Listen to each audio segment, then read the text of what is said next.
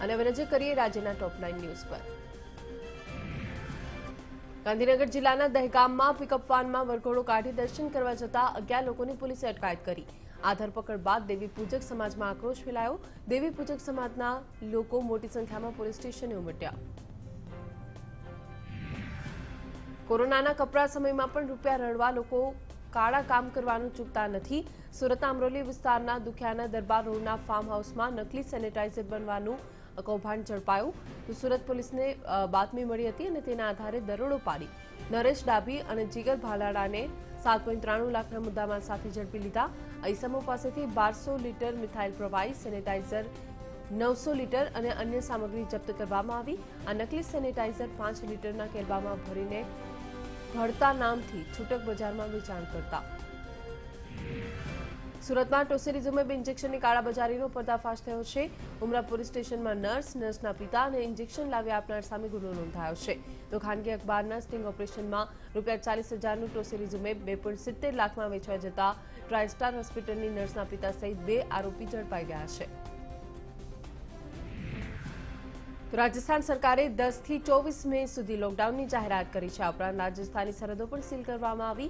બનાસકાંઠાની છાપરી સરહદે સતર્કતા વધારવામાં આવી છે। ગુજરાત અને રાજસ્થાનની બસ બંધ છે।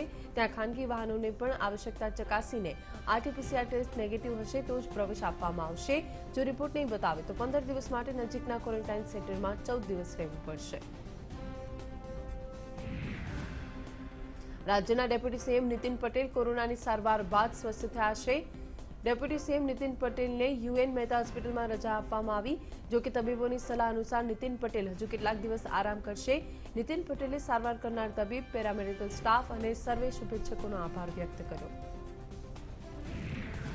તો કોરોના સંક્રમણ હવે ગ્રામ્ય સ્તરો પર પહોંચી રહ્યું છે ત્યારે સુરતમાં રહેતા સૌરાષ્ટ્રના ઉદ્યોગપતિઓ ગામડાઓને બચાવવાની કામગીરી શરૂ કરી રહ્યા છે।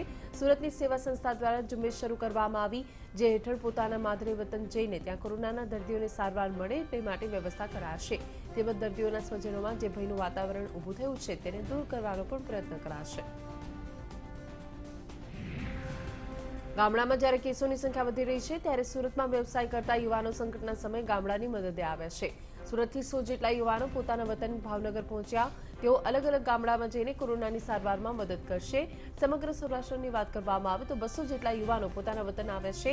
40 જેટલા તબીબો પણ જરૂર પડીએ સુરતથી વિમાન મારફતે ભાવનગર બોલાવવામાં આવશે। સૌરાષ્ટ્ર કચ્છમાં કમોસમી વરસાદથી કેરીના ખેડૂતોની મુશ્કેલી વધી। તાલાલાના ભોજદે ગામમાં ભારે પવન સાથે વરસાદ પડતા કેરીના પાકને મોટું નુકસાન પહોંચ્યું। કેવંથલીમાં પણ વાવાઝોડાને કારણે કેરીનો પાક ખરી પડતા ખેડૂતોએ સરકાર પાસે રાહત પેકેજની માંગ કરી।